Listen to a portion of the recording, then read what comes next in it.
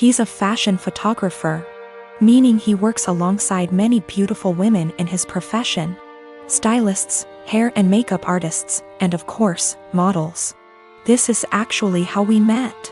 I modeled my way through college and he photographed me, after which we became friends and eventually started dating. We have been together now for almost 3 years. I've since stopped modeling, but he is still a photographer. Never once in our relationship has he given me any reason to question his fidelity. With the exception of me, he has never dated or even befriended any of the models he has photographed. That was, until Rachel came into the picture. I've met Rachel. She seems like a fun chick, the type of girl who draws a lot of positive attention just by entering a room. She's beautiful, but her personality really shines through. She makes you feel like you're her best friend when you're talking to her. A very cool person through and through. That said, I'm not the only one who feels this way. My boyfriend also adores Rachel. The first time he photographed her, he stayed late at the studio and discussed ideas for their next shoot for nearly 3 hours. He was actually late for a night out with me because of it. But he's always had terrible time management, so I didn't think anything of it. The lateness has now become a steady, recurring factor in their shoots together. They hang out long after the stylists and makeup artists leave the studio. They also text a lot, and he's always smiling to himself and laughing when he reads the messages she sends him. At first he would show them to me and try to include me in on all the fun, without me asking. But he abruptly stopped doing that around 2 weeks ago. He tilts his phone away from me now when Rachel messages him. I'm not the jealous type, but if my BF had a history of doing this with the other models, I'd let it slide. The fact that he is only like this with Rachel, and me, I suppose, makes me wary of what might have transpired between them. Rachel herself has stopped talking to me. We used to communicate and have an easy, casual friendship via IG and Snapchat, but she pretty much ignores me now. Guilty conscience? I don't know. The real kicker is, my boyfriend now has a photo of Rachel as the wallpaper on his phone. He's apparently proud of the concept and the editing, and claims it has nothing to do with Rachel herself. Which is totally believable, but doesn't sit right with me.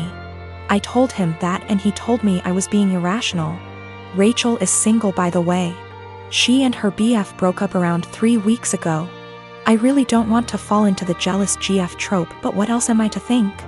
I don't want to make crazy demands and accuse my BF of cheating on me. Even emotionally, but he really does seem to be fond of this girl in a way that really hurts me. He has other female friends and he doesn't act that way with them. He's capable of being friendly with a girl without flirting or acting suspicious, but with Rachel it's different. He has slowly become very attached to her and I feel like I'm losing him. I have expressed this to him a couple of times, but he always tells me I have nothing to worry about and that he and Rachel are just kindred when it comes to photography.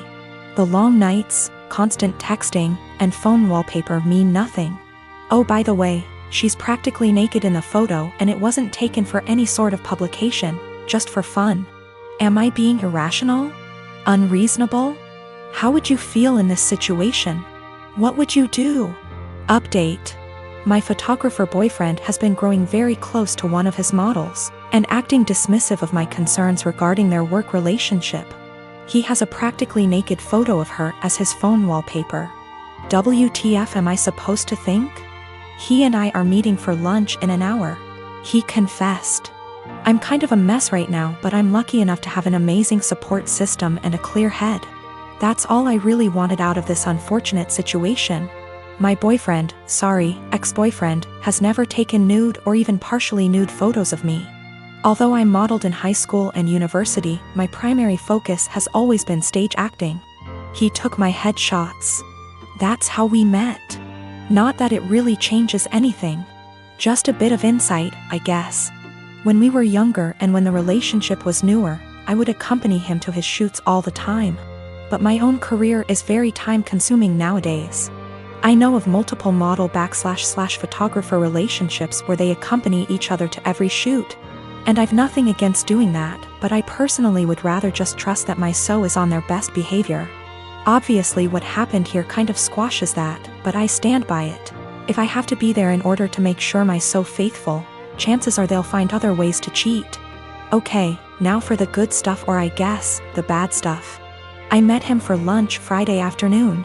We went to our favorite sushi joint overlooking the ocean, and I ordered more than I could handle, stuffing my face while trying to decide how to broach the topic of Rachel, but most importantly, our relationship. I went into that meeting with a righteous, ass-kicking speech prepared, but I forgot every word of it almost immediately after we sat down. I guess he could tell there was something on my mind, because he asked me if I was all right, if he had done anything to upset me. Snorts. Yes, Ian, you've upset me very much, actually. As soon as I gathered the confidence to look him in the eyes, I point blank asked him, "What's going on between you and Rachel?" His mouth flew open as if he were completely and utterly taken aback by the implication, but I cut him off with, "Do not bullshit me." I tried my best not to let anger get the best of me. I really did. I wanted to stay cool, calm, and collected like so many women on this sub. You know the ones. Those intense stories of cheating husbands wherein the wife takes to relationships, garners a ton of support, and then updates us later with a well-constructed storybook post detailing the evidence she has collected against him and the meeting she had with her uncle or sibling, who just so happens to be a divorce lawyer. Yeah, I'm not a badass like that. I wish I were. But I'm honestly just an overly emotional doormat, and I knew going into this meeting that I was either going to cry or gouge his eyes out with my mind. Because I had somewhere to be later, I took a hard left and got super angry. He could see it in me, the anger bubbling over. The people in the restaurant were starting to stare at us, too. In order to save face, I threw money on the table, with tip, and told him to meet me in the parking lot. If I'd had a switchblade on me, I can't say for certain I wouldn't have channeled my inner jet and beat his to the pavement. Kidding. Totally kidding. We met inside my car. He climbed in after me, his head down as though he were ashamed or, I don't know, guilty? I asked him how, and he explained everything to me. No preamble whatsoever. The moment he met Rachel, he felt some type of way towards her. He couldn't tell whether it was just a silly crush or something more, but he knew she felt it, too. How cute. They kissed the first night they met. The night he nearly stood me up. They had crazy, emotional, forbidden intimate the night she and her boyfriend called it quits. And they've been ever since. He mentioned he has always used a condom with her, but I don't care. I'm getting tested. I should mention Rachel was the one who was broken up with in her previous relationship. I don't know why or how. I didn't ask and I don't care to know. Funnily enough, Ian said he doesn't want to be with Rachel, he wants to be with me. And he even provided text messages to show that he's the one who decided not to pursue anything with her on official grounds. But I told him I give zero about what he wants. And unless he can go // his eyes, he should get the out of my car and erase me from his mind before I erase him. I literally said that. In any case, I went home later that day and drank a lot. My friends and family, and most of Ian's friends and family, have rallied around me in support. I guess he told his mother we broke up and how it happened, because she called me this morning and said she's disgusted with her son and that if I need anything at all, she's always there for me. For real, I'm going to miss his family. They're good people. The best people. This is my first adult breakup, by the way. The type of breakup where you're required not only to break up with your so but with their family and friends, as well. These people you've spent so much time getting to know and growing to love, are suddenly not in your life anymore, and it's, well, it's kind of daunting, really. Daunting and sad and infuriating all at the same time. So, that's the conclusion to this story. That's what happened. P.S. He admitted to cheating with Rachel and then I dumped his. So far, his mother, his teenaged stepbrother, and 2 male friends of his, have reached out to me saying how disgusted, ashamed and embarrassed they are on his behalf. On top of 3 mutual friends. It hasn't been 2 days yet. I am 25 years old, my brother is 22. He lives with me since he moved out of our parents' house, reasons are irrelevant. I came home to find him with his buddies in my home, getting wasted. I was pissed because he never asked if he could have people over. I'm an adult OP, I can do what I want. Apparently he and his friends were throwing a bullet-dodged party. He had been seeing this girl for a bit. She texted him letting him know that she was pregnant, but planning to abort the baby. She asked if he could financially help her pay for the operation. He blocked her. I was horrified. Apparently he and his brilliant friends decided that she had lied about taking birth control, because it's impossible for women to get pregnant if they're on the pill. I was completely disgusted not only by their ignorance towards birth control and safe sex, but by the fact that he would block a girl and leave her completely on her own to handle a problem that he was at least 50% responsible for. I told him, in these exact words, pack your shit and get the out. Obviously more than this has happened in the past. But this was my breaking point. I had tried so hard to bend over backwards for my baby brother.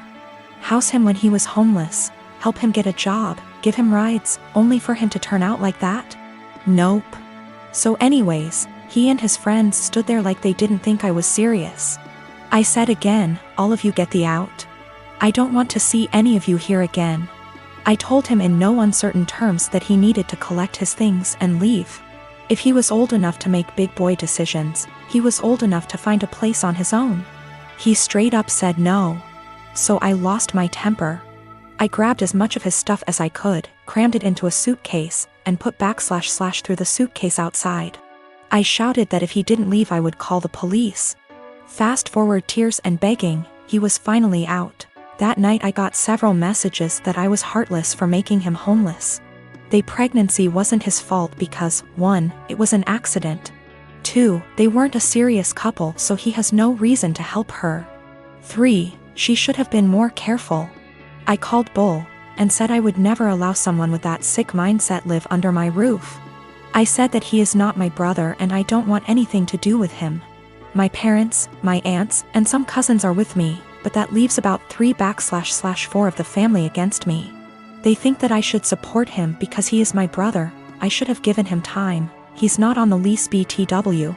And he was supposed to pay rent but often didn't, and the punishment just didn't fit the crime. I am currently trying to track the girl down. She is an old work colleague of his.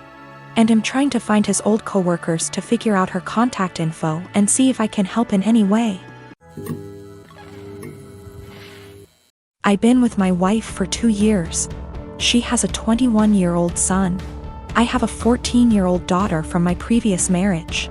My late wife passed away in 2014. She left a few things for our daughter, including a gold jewelry set. Her mom was devastated she didn't get to gift the set to our daughter on her wedding day. I keep it in my closet since it's expensive and my daughter is too young to have it. I'll hopefully gift it to her on her wedding. We were sitting in the kitchen when my stepson was hesitant to ask me something. We're in good terms but have our fair share of arguments. He said his fiancée was taking something from his mother's and my closet, saw the jewelry set and liked it very much. He asked if he could borrow it so his fiancée can wear it at her cousin's wedding. I found this unacceptable. I told him his fiancée had no business being in the bedroom and that the jewelry isn't mine. It's for my daughter. He asked me if my daughter will agree to let him borrow it if he talked to her. I told him not to even talk about it again. He got all pissed and said things I do not remember. When he and his fiancée were at the wedding, I discovered that the jewelry set was gone. I told my wife and we looked all over the house. I called my stepson to tell him about calling the police because I really thought someone stole the set. He said there was no need, that he borrowed it and will return it after they get back from the wedding. I yelled at him and told him to come back with it right then. I kept calling him till 12 a.m. when he told me to stop calling and that he'd bring it in the morning. I couldn't sleep that night. I felt terrible. In the morning he showed up at 10 a.m. He didn't bring it and started stalling, saying he forgot he'd bring it the next day. At this point it was clear he gifted it to his fiancée and was stalling. I got so mad I told him I will be pressing charges if he doesn't return the set today. We got into an argument. My wife said his fiancée was the one who wanted the jewelry set. But he was the one who took it and it's not even mine, it's my daughter's, which made it worse. Because I'm responsible for whatever happens to it. His grandparents berated me after I told them this and got mad and defended him when I said that I will be pressing charges. He stole and needed to be responsible for his actions. He didn't respond to my final calls, so now I've given him one last chance, and it's over. I pressed charges today. They're saying calling the police was extreme and cruel. They're all convincing me to back down. He was replying to me sarcastically when I said I'd get the authorities involved, and he didn't take me seriously. His mom said she tried to talk to him, but I had enough of him stalling, hoping I'll just let it go so he can make his fiancée happy. I feel like an irresponsible idiot. I can't even look at my daughter without feeling frustrated and infuriated. I'm hurt, but what's worse is that this is my daughter's property that I couldn't take care of. My wife allows them into the room, although I told her not to several times. They're not kids, and there should be some boundaries.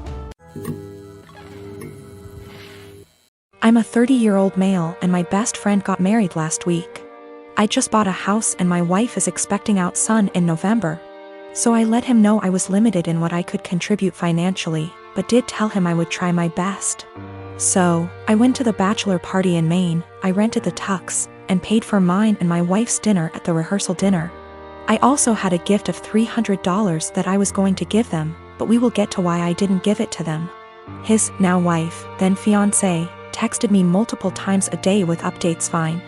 I didn't always respond, and it got to the point where if I didn't respond at least once a day, I'd get a call from my buddy. I have a full-time job and am redoing some rooms in my house, so I'm busy. She texted me for the following reasons. 1. My wife was not allowed to talk about our pregnancy at all.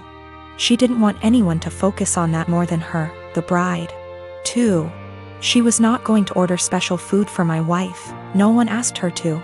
My wife was fine with whatever she was going to be served. 3. I was not helping the groom enough. He had to help her with favors, seating charts, and programs. So I had to help him with those things, according to her.